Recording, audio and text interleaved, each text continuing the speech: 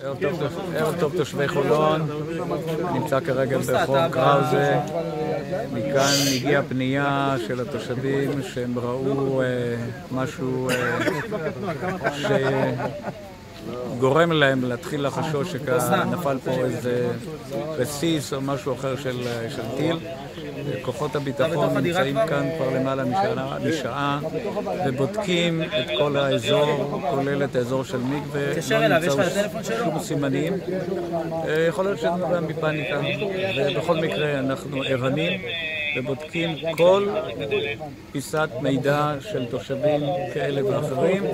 כרגע אנחנו נשמעים לפיקוד העורף. פיקוד העורף אמר לא לפתוח מקלטים, ואנחנו נהיה במעקב אחרי כל ההוראות שיינתנו מפיקוד העורף.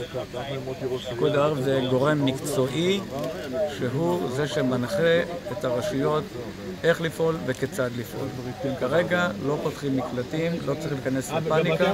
אם המצב יחמיר, נקבל הוראות ונעדכן אתכם.